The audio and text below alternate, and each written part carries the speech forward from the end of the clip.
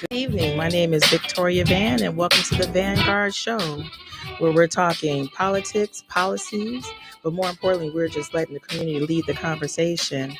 Again, my name is Victoria Vann, and right now I have a special guest, Teresa McKelvey here. She is a trustee from Berkeley Village, newly elected. So let's give her a round of applause. Thank you. Thank you so much. It's an honor to be here with you, and congratulations to you on your radio show.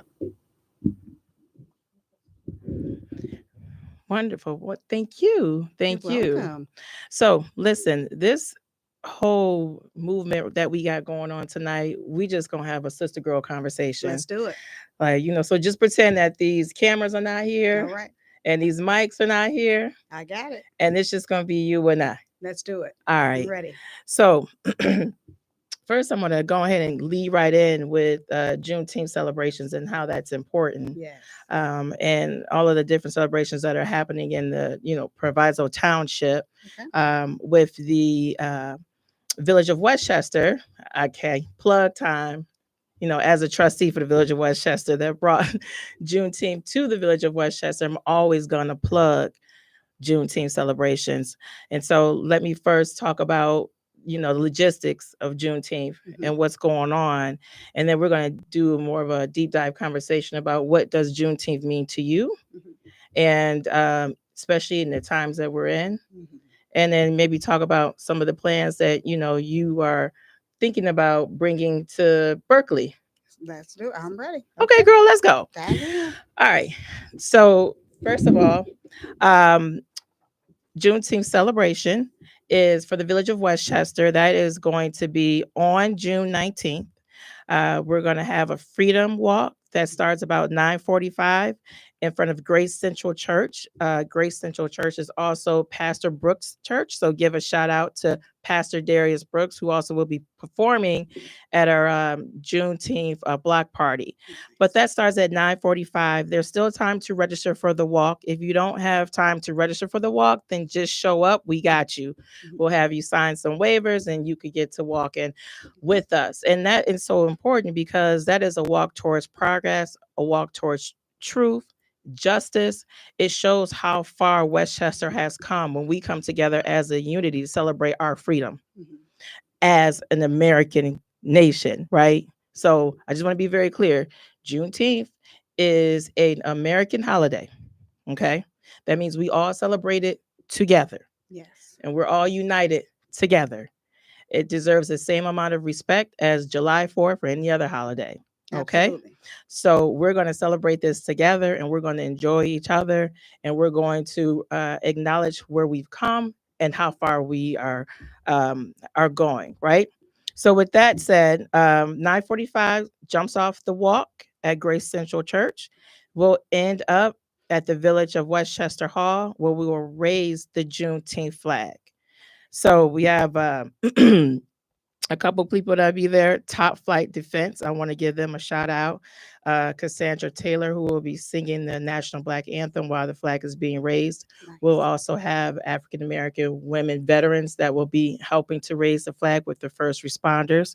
Special guest, Speaker of the House, Chris Welch. Yay! And Commissioner Aguilera. So they will be joining us. And it's going to be a wonderful event. It is definitely going to be an educational moment and the time to, again, just embrace our history. We also have 2 winners from Westchester School District that will be basically telling everybody what does Juneteenth mean to them. So there are essay winners, and that was the title of the essay. So we have gotten some amazing vendors there. Of course, I have to give a shout out to Westchester Library, who will also be on site as well, participating.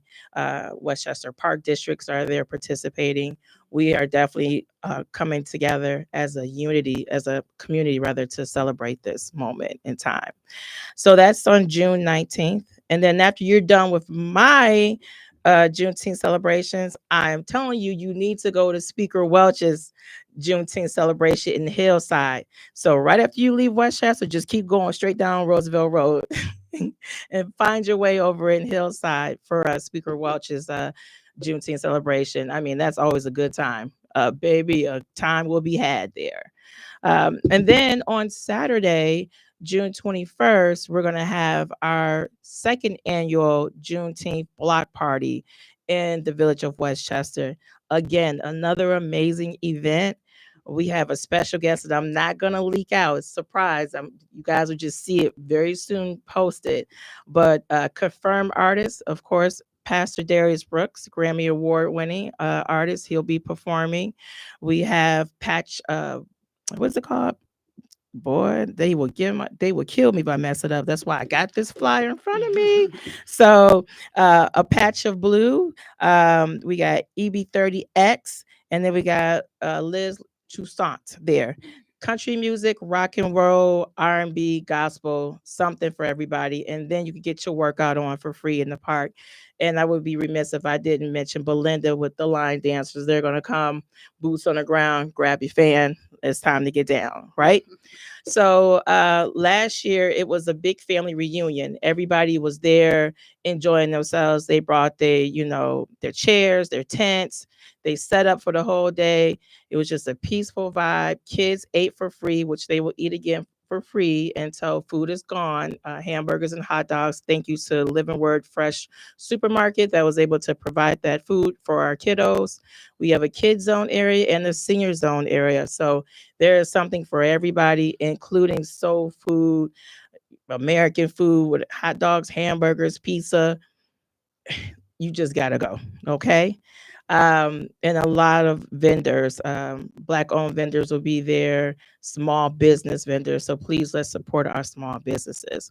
So I had to make sure I get that pub out for Juneteenth because it's super important that we continue to support events like this, cultural events like this, events that's going to tell the American history and not just be exclude certain chapters of the history, right? Especially in a time such as this where they are trying to literally get rid of some of Black history in Yeah. schools, They're right? trying to erase our existence. So exactly. And with the DEIA seeming like that it's sort of a taboo word to say, and Yeah. diversity and equity and inclusion, we need to definitely support, events like this more than ever now. And so, Teresa, Yes. that being said, let me ask you a couple of questions. Okay. Let's talk about DEI, Mhm. and then let's talk about DEIA, right? The accessibility part. Mhm. Tell me, you being newly elected as trustee in Berkeley, Mhm. where you have a pretty, diverse group of constituents, I would say, right? Yes. Um, you in the role of leadership now, how are you now beginning to incorporate equity and inclusion Mhm. within your diverse community as a trustee? That's a great question. What I would like to do, well, I was sharing with you earlier, and I need to verify this, but to my understanding, Berkeley is a village that's like the sixth most diverse community in the state of Illinois. And so I want to make sure that we're celebrating every facet of that, because that's how we bring everybody together, is Mhm. when we celebrate one another and see, as our vice president, excuse me, as Kamala Harris would always say, there's more that unite us than divide us. Mhm. And if we Mhm. can come together for, just celebrate each other's cultures, I think that will shed a light on some of the things that we're doing. So one of the things that I would like to do in the Village of Berkeley is also eventually celebrate Juneteenth, but I also want to celebrate the other cultures in the community. Mhm. I know they have the Cinco de Mayo. I would like to, maybe raise the Mexican flag, for May 5th. And then there are a lot of Asian people in our community. I want to celebrate them as well, because that gives an opportunity for people to come out, for people to get involved. People will be engaged and they'll want to do more in the community. So that's one of my goals too. Newly elected, I've only been in this position since May. I was Yeah. sworn in May, so May. it's been a full month. So I have some things that I'm trying to do, and a little bit of time to get those things done. But I do think I celebrate cultures. I celebrate community. One of the high schools the high school that I went to, Roosevelt, over on the north side in the city, had 44 different nationalities. And they did a great job with making sure we celebrated everyone. So there was a foyer, and they would always come down and, when they were celebrating Black History Month, we would bring soul food. They would play, Black music, and it allowed everyone to come and experience each other's culture. They did the same thing for our Asian community when there was something going on for the Chinese community. They would bring Chinese food, and they would play Chinese music. So I want to make sure that we're doing some of those things in our community. So this way people know that they're seen, and they know that they can trust us, that they can trust us, that we're not just coming around during election time asking for their votes. And when you say trust us, I assume you're meaning elected officials, right? Trust elected officials. And so, like, when we're thinking of elected officials versus politicians, right? Do you think that's a difference, right? Or is that one and the same? Or do you kind of play a role when it's convenient? And I'm just piggyback off of being able to trust us, right? Developing that trust. Are you just coming around during campaign season, or are you actually going to be there with me for the long haul? Exactly. And would you say that sometimes politicians, because you're in the elected role but still a politician, do you think that you're lumped in like that? And so it's an uphill battle for you to say, okay, I got to build this trust. I have to be able to build this relationship with my constituents so they don't think I'm just the politician that comes around for the vote. Something. So I guess I never really thought of it, but I would assume that it's kind of one and the same, that the politician is the elected official. I know people don't like to say that they're a politician, but when you become an elected official, then you become one. You become a politician. But I think just events such as this, engaging people, that's how you build the trust. Because my thing is, I want to get people out of their homes, because a lot of them don't know what's going on in the community. Even when you send out the communication, most people aren't reading it. So like in Berkeley, we have the Berkeley Connects. It used to be called Berkeley Matters, but the new mayor, he wanted to change the title because he wanted to connect with the community. So, and I love that. I love the name change. At first I was like, why did we change the name? But when he explained why we changed the name, it resonated with me. How do we connect with our community? And we do that by building trust, by making sure everyone has a seat at the table, making sure everyone can come to us when they need something, and just know when things are happening, so they don't feel isolated. I love that. You speak in such a way that you're like, hey, it's one and the same with history. Yeah. Because you were on school board at one point, right? Yes, yep. Was it 209? 209, yeah. Okay, come on, 209. Yes. So you were on the school board before. Yes. So this is not your first, if you would go around, right? Right, exactly. You kind of, like me, I fell into this. Okay. This is my first. It's your first. This is my first. Well, I got you. Whatever you and need. I was like, what? So, it's a lot. But it is. But being as though you have kind of already got your feet wet, right? With 209, which is a heck of a way to get your feet wet. That was different. That was interesting. So, like, what things would you? The camera's not here. Remember that. Okay. The camera's not here. Okay. So what things would you, in hindsight, think about? Like, what would you do differently? Right. Like, okay, now that you're in this role and you do a kind of check, because we all do these internal check and balance. Yes. If not, we probably should at some point. And at what point you're like, yeah, I could do this better, or I'm going to do this a little bit better, or, you know what I mean? Have you had those conversations with yourself? And if I could violate that personal moment and for you to tell me, what were those conversations like? And then how are you going to implement some of the things you want to do differently or better? That's a great question, because I did have to reflect on that. And I had to reflect to see if this was something that I even wanted to do again. Because District 209 is tough. And and the reality is, if you can make it in proviso, you can make it anywhere. Here. Yeah. Woo! Listen, that was interesting concept. So I think one of the things that I would like to do is just be more accessible to my constituency. Okay. So at some point, and it'll be relatively soon, I want to do a tea with a trustee. So Okay. then this way I can have like a stand-in meeting. Maybe it's once a month, and say, hey, the Mm-hmm. first Saturday of every month, just come Mm-hmm. have some tea, a cup of coffee with me, bounce off your ideas. Let Mm-hmm. me know what it is that you're looking for. Let me know what you like. Let me know what you don't like. If there's some business opportunities Mm-hmm. that you want to bring, and then your talents. I want to make sure people, whatever you know how to do them for your community. Mm-hmm. So let's Mm-hmm. see how we can get more people involved that way.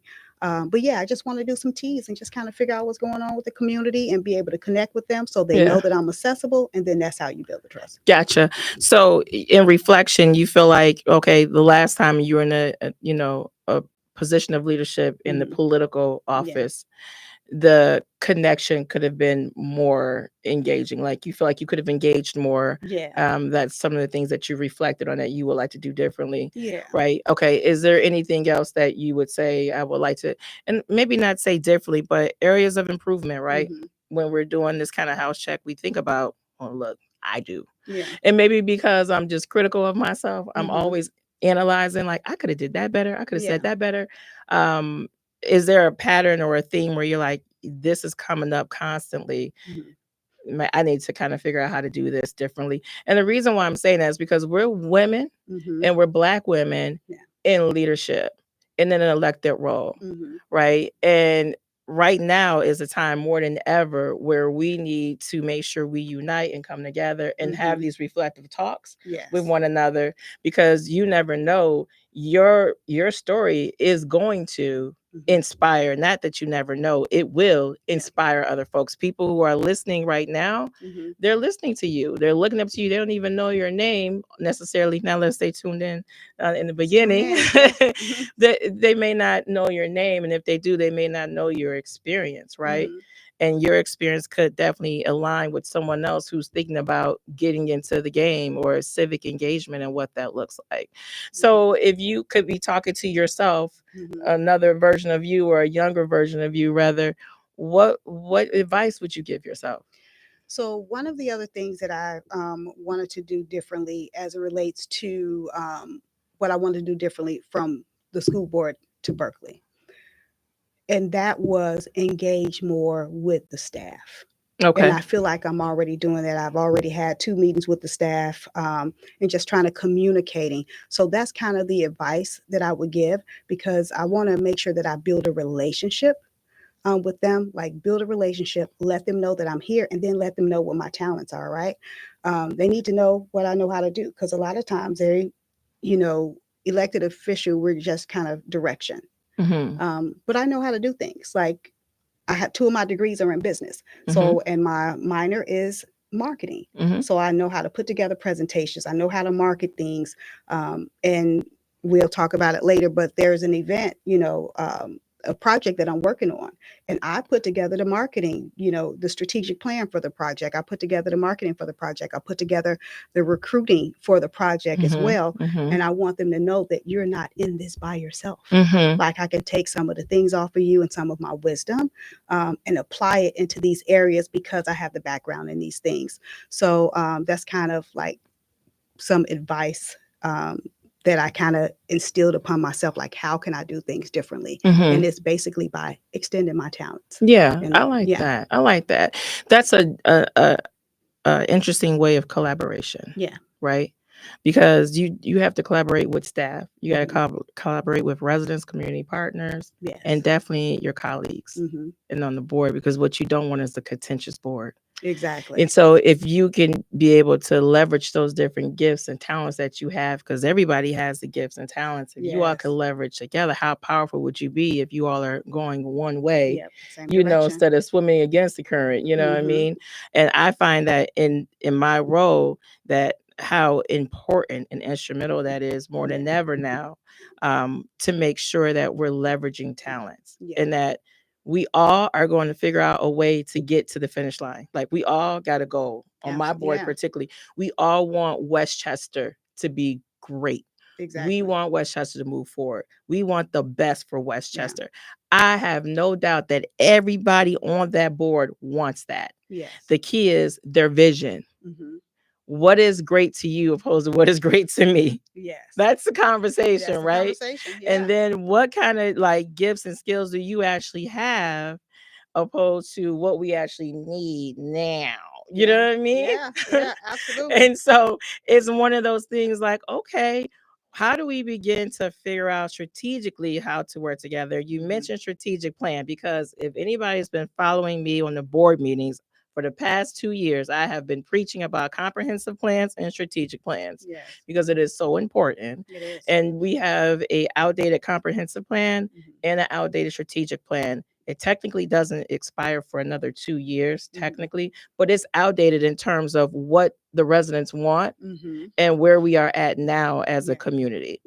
And so I have been literally lobbying for it. Like, this is a strategic plan. This is why we need it. We need to move for it together. Residents need to be included. Their voice needs to be included. Staff needs to be included. The board needs to be included. We all have to be as one, operating as one body. Absolutely. And you have to revisit it to make sure that the plan is working, to make sure that the plan is relevant. Like, have we even done any of these things that are on the plan? Well, previously, no, right? Yeah. And so, and I've noticed that, like, and it's not just, Village of Westchester. There's a lot of, villages that will have strategic plans, and they have to dust it off. Like, well, we have this thing. What was this? Yeah. Because when administrations change, the goals and policies and such, the direction, if you will, changes. Yeah. Right. So it's a priority to this administration because I'm pushing this. But then maybe 5 or 6 years later, it's no longer. So then you always have to make sure that, again, that you stay active and engaging even when you're out of the seat, because I'm going somewhere with this, even when you're out of the seat, to make sure that what you put in place is still coming to fruition. So when you move on and you're no longer a trustee and wherever your plans are, but you're no longer a trustee in Berkeley, and all these great things that you got in mind, you actually were able to manifest them and put them in place.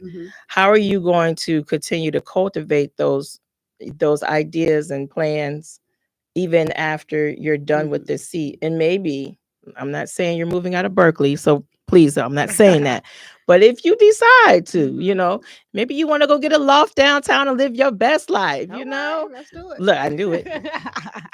Maybe you want to invite your friend over to go swimming on a roof deck. Yes, give it to me. Yes. I mean, I'm here for it. Just so you know. I mean, I'm sorry, Berkeley, no disrespect, but if she get a loft in the loop, be down there. We out. So, if you decide to move, and I come and visit a lot. Come on, girl. Come on. You like, again? I'm like, girl, yes, again. I'll have it ready for you. We're going to be ready. You already know. This is what I'm talking about, the sister love. That's why we got to stick together. That's why we got to stick together. Got to get that pool time. Seriously. But like, in the midst of all of that, and you moved on and you got other priorities, and maybe you have a plan or don't have a plan. We're just talking. What are your thoughts about how do you make sure that what you put in place continues to grow and you are a part of cultivating what you put in place? That's funny, because I was just getting ready to use that word cultivating to say boom, because we in tune. We in tune. We in tune. Just making sure that I'm cultivating relationships with the new trustees, because they may not like the ideas that I put in place. So if I can cultivate those relationships with them, I can say, hey, this is what I put in place. This is my vision. This is how I want to stay involved. But ultimately, they can say, scram. I'm the trustee now. I don't want to do, A, B, and C. So it's just basically trying to let them know that I'm here, I'm visible, I'm accessible. And say, hey, this is my vision. This is my baby. Is this something that I can continue to do? Because I would like to continue to stay involved with Berkeley. I've been in this community for 25 years. So I want to. Wow. I've been here for 25 years. You've been hiding beside. Yeah. 209 took you out like that. You decided that you.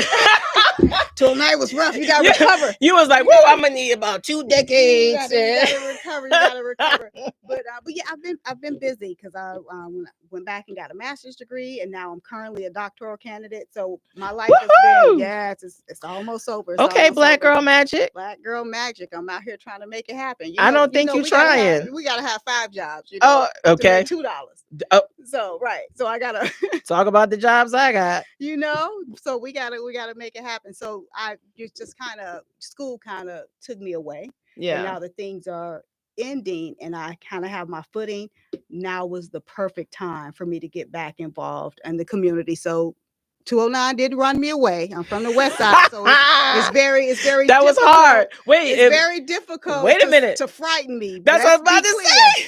Let's be clear. I didn't run away. I was busy. Wait, hold on. What she's saying is I ain't no punk. Okay, don't come for saying, me because I ain't sent for you. But what I'm saying was right. I needed a little therapy. Definitely And I needed to therapy after recover 209. and heal Definitely. before I could jump back in the game. 209 But I'm is back. rough. 209 is rough, and I'm back. $100 grand. 100 grand. Ready. Ready. With a whole doctorate degree to make it. Let's do it. Okay. Yes, we're trying to make it happen. So I can take things to the next level. But I do plan to when things, start moving into a different direction. Because we have to be able to, usher in a new group Absolutely. of people, especially Absolutely. the young people. We have to get them involved. So Absolutely. I'm hoping that I'll have the opportunity to mentor, Yeah. newer people and as new people are moving into the community too, how we get them involved. So I'm sure I won't be a trustee forever. I would like to spend as much time as I possibly can because this is good for me being able to get back to the community. But yeah, I want to stay involved and I hope they welcome it. Yeah, no, and they should. And I'm sure they will. I'm sure they will. I mean, the way that you hustled and get those votes, they welcoming I you. was out there. You was hustling. out there. Yeah, I heard that you was threatening people. Oh. Telling all your business on air. Right. It's just us, girl. Forget about these lights. Right. I was like, hey, get the I heard the West Side came out just a little bit. Yeah, they were snitching on me. They were snitching on me. They were snitching on me. I was bending corners in Berkeley like, you don't know them like that. Get them signs out of your yard. You know me in real life. You got my cell phone number. I'm gonna need you to take my opponent's signs. Don't get it twisted. Don't What's get it the reason? twisted, yeah. Don't get it twisted. Yeah. Don't let the pixie cut and the dimples, and the nice smile fool you. I had to hustle for that. That victory. West Side will come that up. Was not given. I had to hustle for that victory. That's it. Yeah. And that's what I want you to say again, so the people in the back can hear you. What'd you say? I had to hustle for that victory. What Speaker Welch say? Winners do the work. And was it given to you? Not at all. Come on now. I went out there knocking on doors, talking to the voters, seeing what it is that they want. Yep. Doing drive-bys. I did some drive-bys. They snitched on me. They told Victoria I was out there doing drive-bys. I was calling people on the phone. I was knocking on their doors. You do know that those people running against me, right? Okay, I'm gonna need you to move that sign. See, this is how we do. This is how sisters do. Right. We just keep it 100. Keep it 100. That's what about this show is. We keeping it 100. Yeah. Okay. Hey, you gotta do what you gotta do. You gotta do what you gotta do. And guess what? It got you elected. It did. Okay. It did. She deboed that, but Hey, listen, when you got relationships with people, that's what we just talking about. You gotta have relationships with people. If I got a relationship with you and you got my opponent sign in your yard, it's about to be a problem. It's about to be a problem. Boy, you don't want that kind of heat. I'm trying to tell you. You don't want that kind of heat. Okay. Right, yeah. She ain't listen. I'm here to let you know. You don't want that kind of heat. All right. Let her be. Let her be. Let me be. That's what I always tell people. Just let me be. I promise. Hey, if you will leave me alone. Don't bother me. I won't bother you. Because that's what I say. It's simple. I said I bought a house in Westchester. I was trying to mind my business. Peace. I got a little gingerbread house for me and my son. Yes. And I was chilling. And then you started with me. Started with me. So now you done woke the beast, and here I am. Right. You know what I mean? Because now I'm like, in Berkeley, bending corners. She's bending corners. I'm bending corners in Westchester. Oh my God. I didn't know we was gonna get that real on the show. Oh, we gets real on this show. I know that's right. Welcome to the VannGuard show. Hey. Well, we keeping it real, and the community leads the conversation. That's the tagline. Right. So speaking of West Side, yes, and doing your thing and making sure you got out there and hustle and got that vote, because the reality is that you did. Yeah. You worked for it. You Yeah. earned it, every bit of this Every bit. victory. Yeah, I got the most votes You out got of all the most. trustees. You made sure that you were present. Yep. And you made sure that you were with the residents. Yes. You talk to everybody. You're very approachable, and that is what is needed. You know what I mean? And for me, I think that's the difference between a politician and an elected official or a Okay. public servant. You know what I mean? Because sometimes people can have this platform, Mm-hmm. and sometimes that platform makes you not really, I don't know, relatable sometimes. Yes. Right? Because you said we are in this kind of like one role, right? And this role is like direction role, right? Yes. We're governing. But at the end of that, and more importantly, we're public servants. Mm-hmm. And it seems to me that That's the part people forget that's the sometimes. part Yeah. that people forget a lot, because we have to understand that this is a multifaceted role that we're in, Mm-hmm. and that it is, for a lot of us, volunteer. Because I say, yeah, I get a stipend, but that doesn't pay a bill. I mean, Not a it one. it don't even pay You're half doing of this a for the bill. love of the I'm doing community. this for the love of the community. Right. And I'm doing this for kids that look like your son, my son. Yeah. I'm doing it for kids that don't look like our kids. Absolutely. I'm doing it for our future. I'm doing it for the single mothers out there. I'm doing it for the seniors, the people who are married. Yeah. I'm doing it for the people. Yeah, Bottom line. disenfranchised. That's Yeah, why we're here. exactly. And so when we realize that we're doing it for the folks who are either marginalized or who don't have a voice or they're underrepresented, and that comes in every nationality. Like, let's Yes. be clear, that's not, I always tell everybody, poverty does not discriminate. It does not. So let me be clear. And when you're in this role, you're representing You're everybody. representing everyone. I was just having a conversation with my girlfriend over the weekend.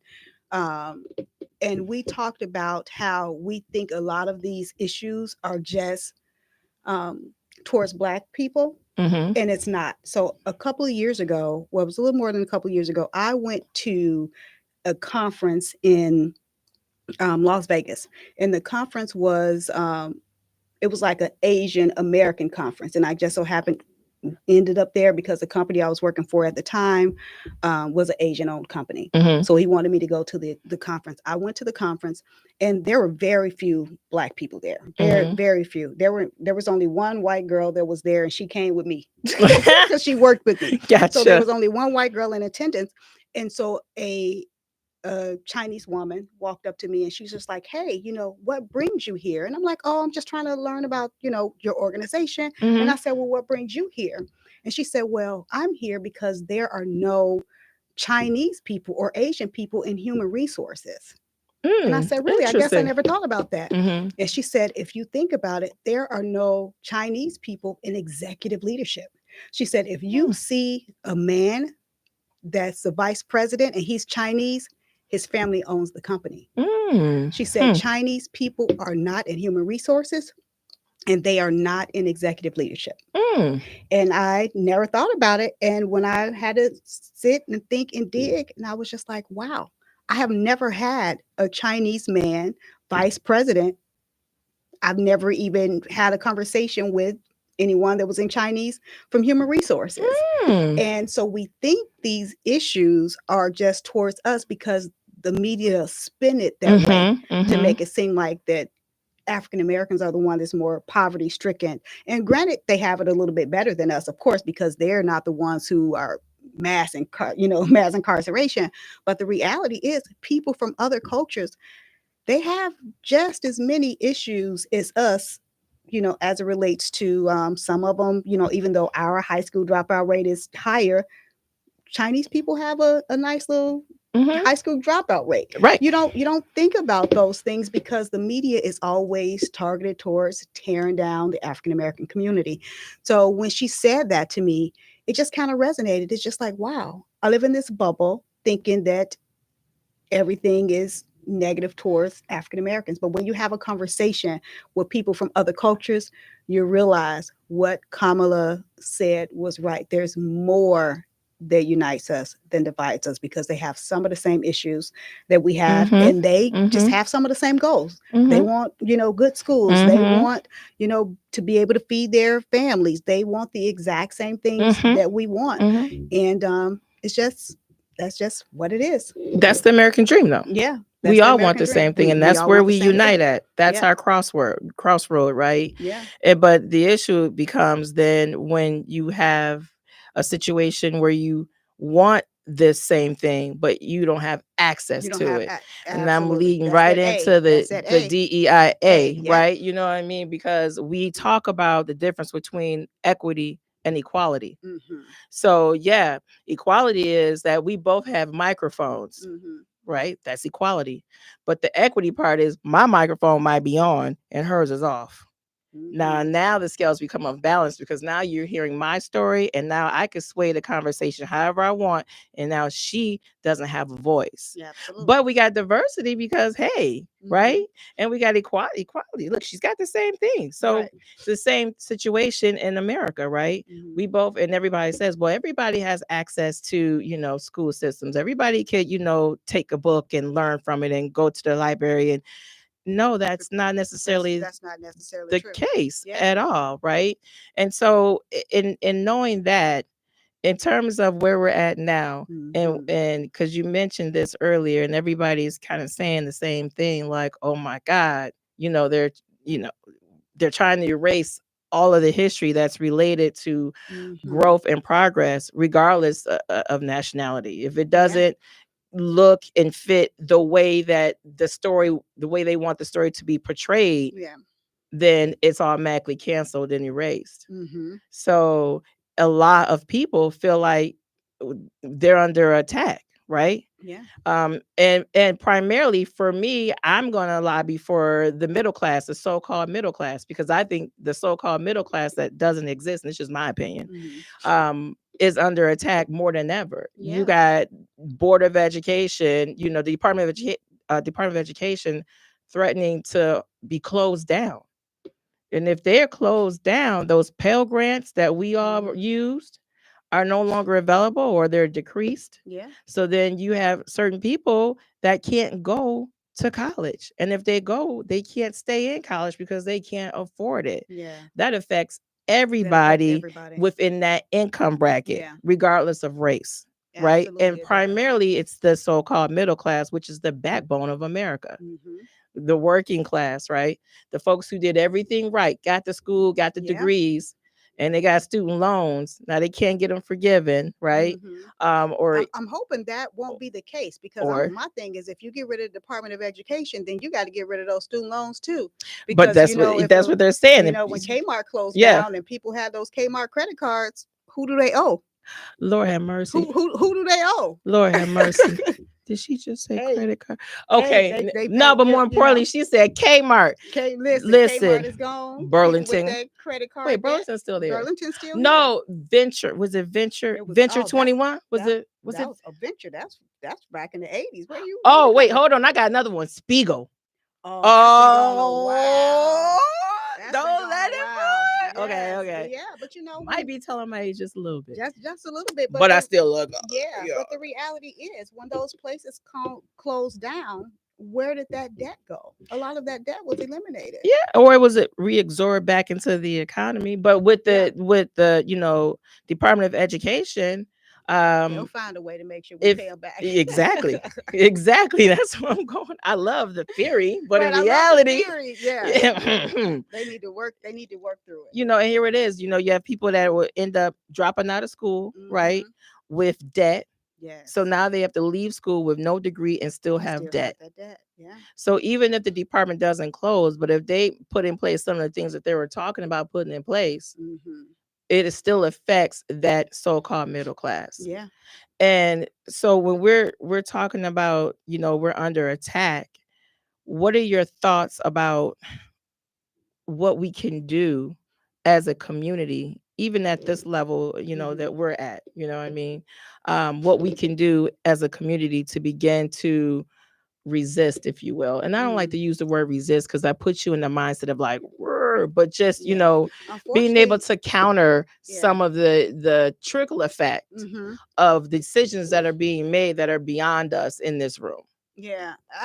Unfortunately, the word resist is what's needed in this climate. So you feel like you ready?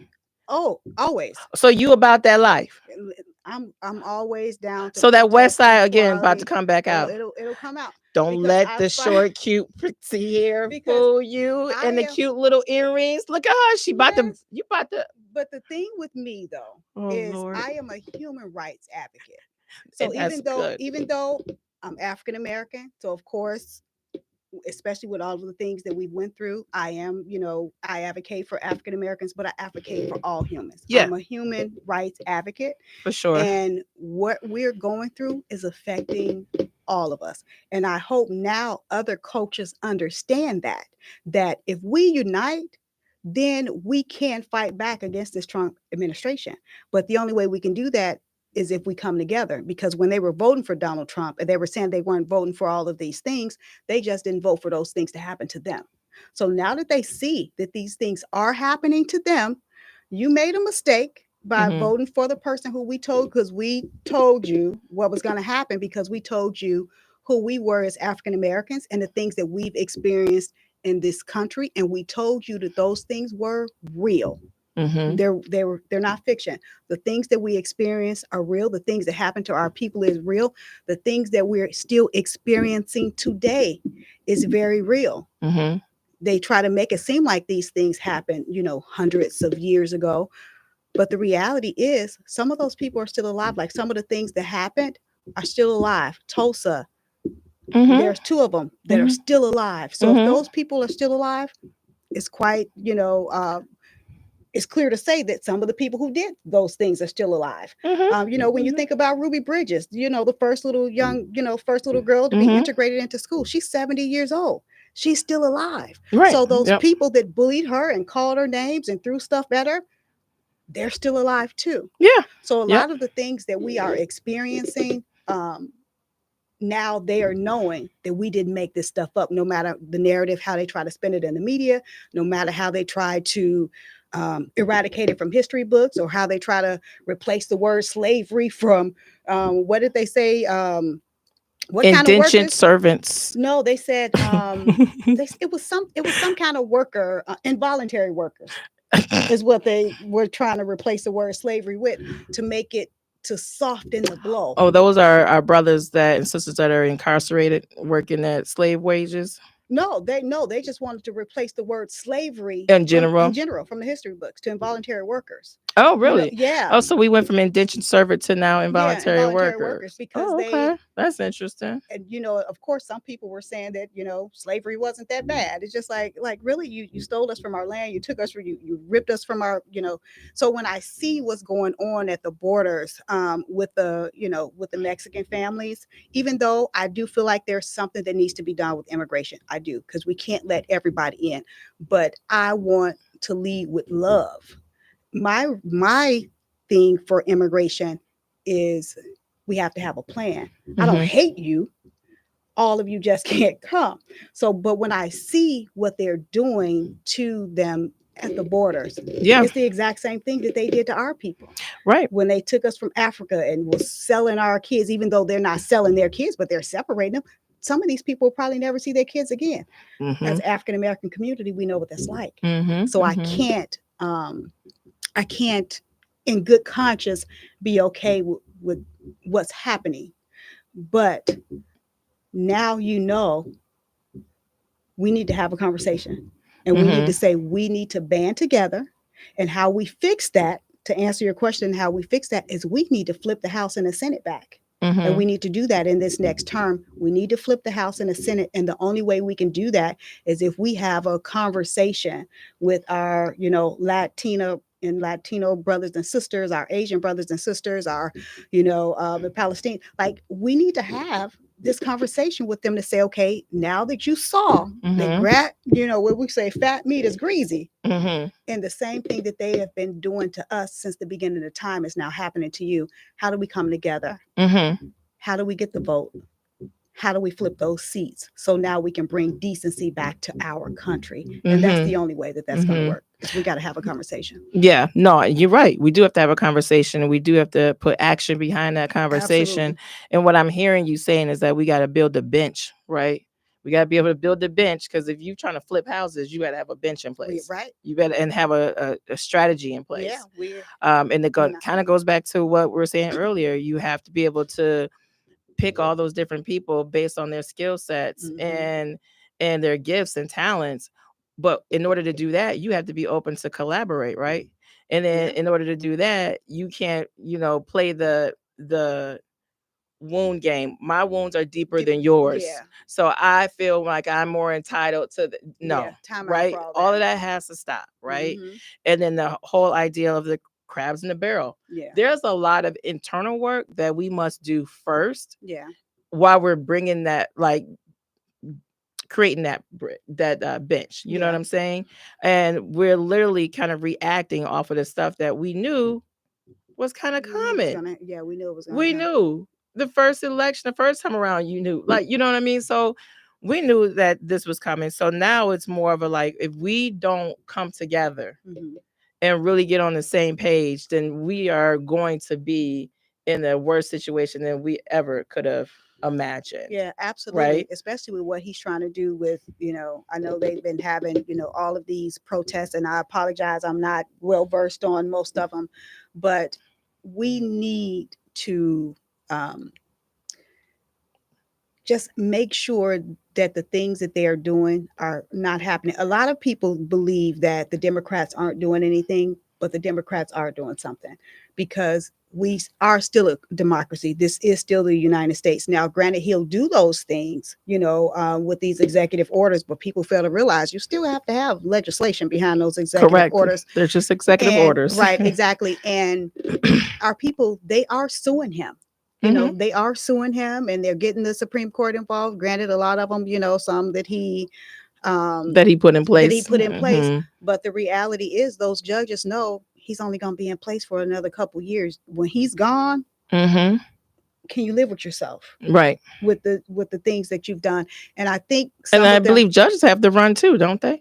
The Supreme Court judges, not the Supreme, but the other, but the other judges, right? They have to run again, and so you have to figure out: are you going to be loyal to this man, or are you going to be loyal to your country? That's where I was going with it. Yeah, you have to, and the laws that you have sworn an oath to abide by and uphold. You know what I mean? Yeah. And that you took an oath, and we all took oaths in this role, right? And that you are hitting on exactly what Martin Luther King was doing prior to his assassination. Yeah. He was hitting on that. Him and Malcolm X were coming together, and they were beginning to say, hey, let's organize these, let's get unions involved. Let's organize unions. The Rainbow Coalition wasn't just because it's different versions of Black people. Yeah. You know what I mean? Yeah. And so when you start touching on that, that's where the true power comes in, when you're uniting across the board, right? And I would love to see a group of us begin to take that lead and push that out more. Yeah. And I believe that is feasible if we just get out our own way. Yeah, absolutely. I think it can be too, especially with the climate that we're living in. I think people are ready to have a conversation now, because I see them, begging on Instagram, like, where are the Black women? That's what I was gonna say, because that's what I was. God, you better get out of my head, because you know what they say, right? And this has been going on. This is the narrative forever. And true, guilty. I participated in for a little while, but I'm back. But I was just so salty of the election, right? When my girl, because I feel like Miss Harris is my best friend. I don't really care what no one say. I believe she's my mentor. I never talked to her a day in my life, but we got a connection. But when she wasn't elected, I was with the 92%. Like, I did my part. I'm gonna chill. I'm gonna let you have this. Yeah. We gonna heal. We gonna rest. In 4 years, we'll be back. You know what I mean? But I think that's what they deserved, though. But we can't do that, though, as Black women, because we are the backbone too. Yeah. Right. Yeah. And so, arguably the cradle of civilization came from us. Okay. Yeah. So we are the backbone. So we cannot, okay, well, I'm gonna lead this up to you. And I feel like now we're saying, as much as hurt we were and disappointed, and everybody, saying we're gonna come together, Rainbow Coalition was coming together. Yeah. You had women from all different nationalities that were we were all banding together to, Mhm. get Harris elected, right? Yeah. That was our next president. We all were Mhm. saying that. Yeah. And then when the stats came out and it was the black women that came to the polls, showed out more than anyone, Mhm. we were like, we're taking a break. We're taking a break. We're And taking a break. and But I think now we the need break to. is over, The right? break is over. Okay. Yeah. Now The break is over. that's it. That's it. Yeah. And that's what I wanted to really get out there. The break is over. Because we W- needed them we to we're appreciate needed. us. We're Yeah. needed. We're needed more than ever. And here's the deal, regardless of, and yes, appreciation, absolutely. Mhm. We are never going to be fully appreciated the way we deserve, Right. right? Because if we don't start appreciating ourselves the way we Mhm. need to, then that's a whole nother conversation, Yeah. right? Yeah. But in this time and age, we as black women can't sit this out. Yeah. We absolutely cannot. Our future of our kids Of our depend kids, on especially us. you and I have boys. And we have boys. We have boys. You know what I mean? And the thing is, being a boy mom, a black boy mom, is a whole nother level. I'm just real talk. Because our conversations with Are our sons are a different. lot different. They're different. A lot different. You Mhm. know, we can't be. You can't just not watch your surroundings. I always tell Yeah. my son, watch your Get surroundings. off your phone. I tell Get them all off the your time. Get phone. off Look your phone. where you going. Mhm. You know what I mean? Be watch how people are watching you, because they're watching you.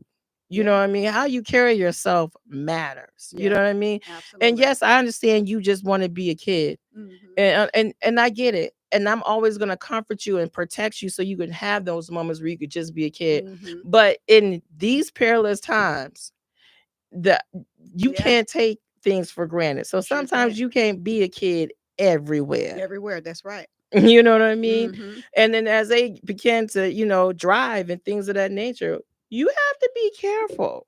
That was when my oldest son got his driver's license. I was terrified. Talk about that, I was terrified. because that's traumatic. Yeah. And I don't think it's a lot on black women and black moms, and Mhm. especially, black moms that have black boys. Yeah. That's a whole nother trauma that we carry, and that you really can't explain it unless there's another mom that are Yeah. relatable. Regardless if you're married, single, up, down, whatever, the bottom line is, when you are a mom to a Mhm. black boy in this state, Yeah. and in these perilous times, Mhm. it's a whole nother level of, for me, paranoia, It right? is. I'm super cautious over Mhm. him. My mind, like, I am very protective over him Yeah. in so many ways, and I am constantly on him about just how he needs to position and carry himself. Absolutely. And I wonder if sometimes, now this is just me being vulnerable, because this is what I do. I wonder if sometimes, am I stressing him out so much till I'm not allowing him Mhm. just to be a kid? And how do you balance that? It's difficult to balance. Excuse me, because we know what Mm-hmm. can happen. Mm-hmm. And a lot of times with young boys, boys, period, it takes a little bit of time for their brains to develop and mature. So we And have for to. men too, but that's Yeah, another ooh, we'll conversation. be here all night. Ooh, with that won't one. we? Yes, but so we have to tell them, like, hey, this is what it is. So the conversations that I have with them, I have conversations with them that if they get pulled over by the police, say yes. What so are some no, of the so. conversations you have? So Just like a high level, Yeah. couple So points. one thing I told him, one of my girlfriends is an attorney. And I Mhm. gave both of my sons have her telephone number. And I said, if something happens to you, you call her first. I said, you don't talk to the police. I said, because, of course we think, oh, I don't have anything to hide, but they have a way of questioning you to trip you up. Mhm. So I said, don't talk to them at all. I said, you call her and she'll call me. I said, because you Mhm. have the right to an attorney. You don't have the right to call your mama. You Mhm. have the right to an attorney. Call her and she'll call me. And when they realize you have an attorney, they won't treat you any kind of way. So you have to be careful with that. Like my oldest son went to school in Florida. Mhm. I never let him drive home from Florida in the South. Either I would fly down there or drive him back, or I would drive him to Florida and then I would fly back. And the same thing with my son living Tell in me why. Atlanta. For some of the people watching that don't I understand am that. afraid of those police officers in the South. Okay. I'm afraid that if my children get pulled over by the police, they're going to rough them up. And especially with my oldest son, when he was getting his driver's license, that was around the time where there was a lot of police officers, killing unarmed Black men. Mhm. That was happening. And And these officers were getting off because Mhm. that's what they have been doing like this entire time, since we've been in the United States.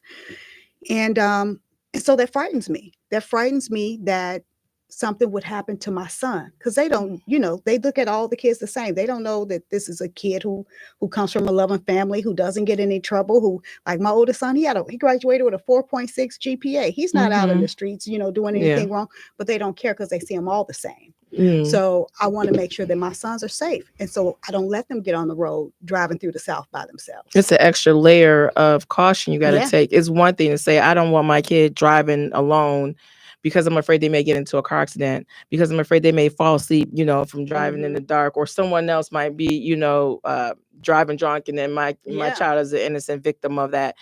But I'm afraid You're of more them afraid of encountering the encountering of someone law who's supposed enforcement to or serve and some. protect.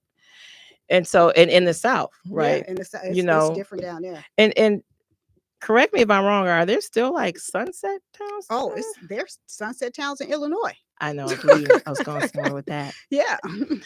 Um, because I know, like, even in the area that we're in now, Mhm. there used to be, I don't know if it was ever officially, considered that, Mhm. but I feel like unofficially Yeah. there were complex history, Yeah. especially with Berkeley as well, Mhm. and so how far has it come now Yeah. that they've elected you? Yeah. You're right. And then there was another Black woman that ran for mayor, Yeah. right? Mhm. And so that shows us how far we have come. And even despite that, you still have to have those With conversations my with son, son. and I And still when don't I'm allow him listening to to you, drive. you get choked up. You were getting choked up thinking about it Yeah. because you were reliving those moments. Reliving those moments. I can't imagine something happening to my son by someone who is sworn to serve and protect. And that's what's happening to a lot of our Black sons. I don't want to drive to Florida, but if that's what I have to do to keep my son safe, then that's what I'm going to do. It seems that you have a passion for definitely police reform and things of that nature. Like when we Yeah. start talking about more, and I'm peeling back the layers of Yeah. you, I see you're passionate about collaboration, and you got your doctorate degree, and you got your street plan. Yeah. But when we start talking about passion, Mhm.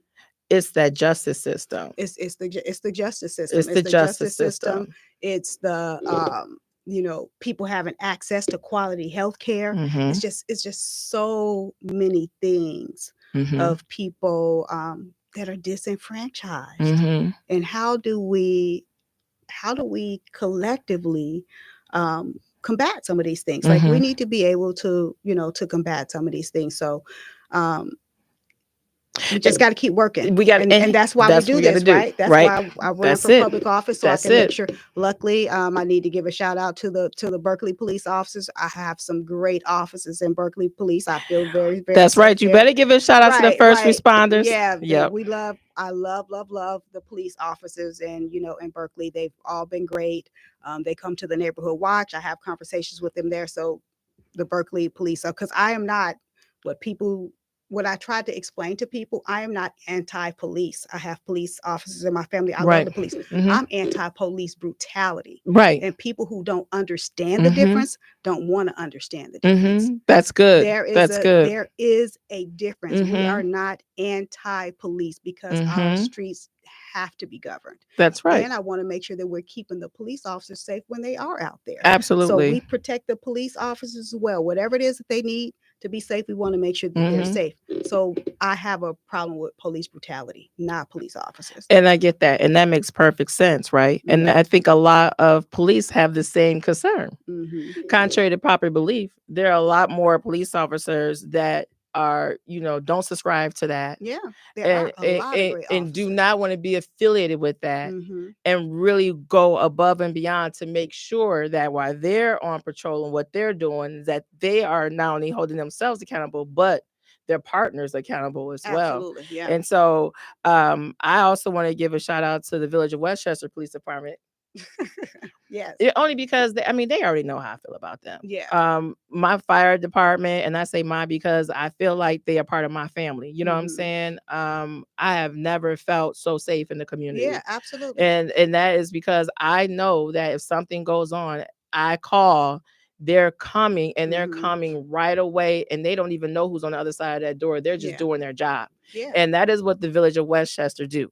And that's why I love those police. And then Mhm. when I tell you, when they're at the park, they're watching over the kids, they're Yeah. talking, they're engaging, they're talking to the families, And they're fair. and they are so fair. And you have the other police officers are like, I want to get involved in the community. What can we do? Like, I Mhm. want to be involved. I want to, demystify all of these, negative Yeah. stereotypes, because that's not Absolutely. us. And they're 'Cause absolutely there are a right. lot There's of great so police many, officers. and it's unfortunate that a small group, you know what I mean, has gotten such, making it bad for all the good Yeah, ones all the that good ones, yeah. are going through the police academy, that are trying to And make that's a why we have difference, to and this is promote it. what they That's why I want to do. always have to say, hey, there are some good police There were officers. great ones, Yeah, and we I have think to there's more promote that are that. great ones than not. You know what I Exactly. mean? Absolutely. Unfortunately, the ones that are not doing what they're supposed to be doing get most of the publicity, right? Yeah. And that's the part. So maybe that's something that we can do. Make sure that we're shedding a positive light on the good police officers. Bing, bing, bing, bing, bing. Let's do it. So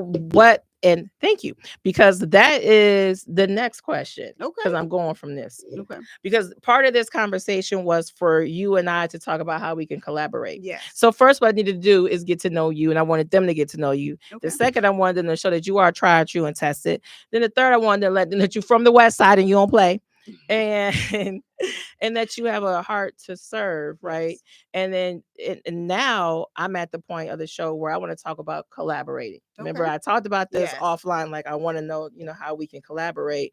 And one of the things that I'm hearing is, to your point, how do we showcase and spotlight Mhm. our first responders that are doing their job, right? Yeah. Because to me, they are the true unsung heroes, right? Absolutely. And so that is something that we could do at our level, right? Mhm. We can't go to the federal government and be like, you gonna change this trap.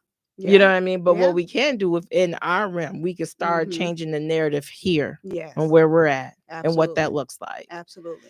And so I would like to extend the invitation to you, for us, Berkeley and Westchester, to come together and collaborate on some first responder events, and they could That come would be together great. and do it. Even Public Works, I have to give a shout out to Public Works, because they are Oh. another unsung heroes in the community that do, tireless, tedious jobs that Yes. I could never do or nor understand. And they do it, especially with Yeah. Westchester, 110%. Absolutely. Let me tell you, Public Works is an asset, because if they were not doing the job the way they've been doing their job, we wouldn't Mhm. have so many people trying to move into Westchester, I get because our emails streets from would be Public all Works toe every up, day. everything would Yes. be messed up. You know what I mean? Public Works do so much more than what we give them credit for. Absolutely. Yeah, we So have a great Public Works. Also, Joe Wagner, he is phenomenal. I get emails from him every single day. We have some construction going on mhm. in Berkeley. Berkeley, we're just trying to bring it, to Oh, you want to drop names? Steve Crowley. Okay. Because hold on. Right, You ain't right. gonna We don't show want me to. up on the We don't want VannGuard to. show in time We about, don't I'm want gonna to. drop names. I'm dropping names too in Westchester. What we do? I know. Westchester, I love you so much. We was about to collaborate, but then she tried to come I for me tried on the to, low. She can't. have That's to that put, West Side have stuff. to put, have She to had to do have it. to put Berkeley on the map. You Berkeley know is what I a small mean? town, and people Berkeley is a small don't town, know but us. So Berkeley is a great town. Berkeley is Berkeley is a great We town. have a great You great do, mayor. We have a great park yeah. district. My We do son have was a there great the park other district. day. Yeah. Yep. Oh, was he at the movies? Yes, he was. So Oh, yeah. he So should have. I'm I up. wasn't. I'm up at. Oh, I okay. wasn't home. I was gonna say he could have Oh. came over and got something to eat. Oh, I could definitely come back over, because the way you make them chicken, what Oh kind of yeah, chicken was that? those the honey hot wings. Whoa. That was Okay, I digress. But baby, she can cook too. do what I can. You and do what you bang little do. pots and pans together. Bang bang. So Yes, we had a good time. I'm we so glad you did. We came did over. for her 50th. Shout out. She just turned the big 50 and looking Yes. fabulous. So happy Thank birthday on air. Thank you. You're welcome, Thank you friend. so much. Yes. So yes. let's figure out a way to, kind of let's workshop this idea Yeah. around collaborating and really celebrating our unsung heroes in our Absolutely. community, our first responders and Yeah. public work. So Yeah, absolutely. I would definitely love to do that, and I can't mention Joe Wagner without mentioning Chief Laram. All right, so here we go. Are we about to do it again? Because look, I could drop some names. Right, I gotta mention Chief Manning, you know what I'm saying? Hold on, because our chief of the fire department, no, but he is. I mean, he's super. He's great, amazing. Great okay, we're done giving y'all kudos. Y'all know y'all good. We love you. So we're gonna have to wrap it up. But I think one thing is for certain is that the love that we have for both of our respective villages go beyond saying. And so before we officially wrap up, I want Teresa to talk about some of the events that she's got coming online. And then I'm going to end with some of the dates that Westchester has beyond Juneteenth, because this is our centennial year. So this is our 100 years incorporated. Wow. So we're celebrating, we're doing the big. But I first want you to talk about some of your events. You got the floor. Thank you so much. So the biggest thing is we have a food truck park in Berkeley. We're changing the name and we're going to call it Berkeley Bites. And whenever we have the music, we're going to call it Berkeley Bites and Beats. So we started it, I believe it started last year, but we didn't have the care of the people to get involved to grow it. So now I'm in the process, going to grow the food park. So we are looking for food truck vendors. So say it again. We're looking for food truck vendors. So please email me if you are a food truck vendor and you are interested in having a permanent space in our food truck park in Berkeley. I am Teresa McKelvey is tmckelvey@berkeley.il.us. You can find my email address at the Village of Berkeley. Contact them. Please email me if you know someone who has a food truck. And we have events planned. We're going to do MacArthur Mondays. We'll do Taco Tuesdays. We'll do toddlers on Tuesdays as well. We want to get them involved and have a little kitty corner. We're going to do Sunnyside Saturdays. We'll do Senior Sundays. I can't forget about my veterans. So we're going to do Warrior Wednesdays. That's right. And we're going to offer some discounts to just kind of get the family and the communities involved. So what we're going to do is, since we are trying to get it up and running, July 16th, we are going to have a rally to get some food trucks and bring everybody out. So we just decided to do that today. So then next month we can start making sure we have a permanent residency for our food trucks. The other thing that we're doing in Berkeley is we want to invite everyone to come out to our Music in the Park every Thursday in July. It's going to be a great time. We're going to have vans. We're going to have vendors. It's going to be things for the kids to do. We want to get people to come to Berkeley, because one of the things is Berkeley residents will leave Berkeley and we'll go to everybody's events, but we want to make sure that people are coming into Berkeley, into our events as well. So that's one of the biggest things. We have a Family Fun Fest in August. And I'll make sure you guys get the dates to that. But we want to make sure that you are coming into Berkeley, that you are celebrating our towns the way that we do yours. And yeah. All right. Well, listen, Trustee, I love it. You are on the move. I'm so happy you came on the show, the VannGuard show. Of course, because here I like to spotlight people like you. Yes. So thank you so much for doing what you do. For Westchester, in closing, there is a wine and cheese fundraiser June 29th, 4th of July parade, July 4th. Westchester 100th birthday party in the park, July 11th and 12th. And then, of course, National Night Out, August 5th. All of the details for all these events can be found on Westchester website. So villageofwestchester.org. Okay. Go on there, click on our events calendar. You'll see everything.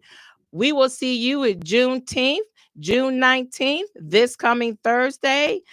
I better see your face in the place. And then I want you to come and celebrate with me June 21st at the Juneteenth block party. All of those details are also on the website. Thank you for tuning in to the VannGuard show, where the community leads the conversation. And clearly, Teresa did just that. Thank you, Trustee. It was a pleasure. I hope you come back and join me again. Absolutely. Anytime. Thank you so much. You're doing a fantastic job. Oh, my, thank you. Because, we keeps it real.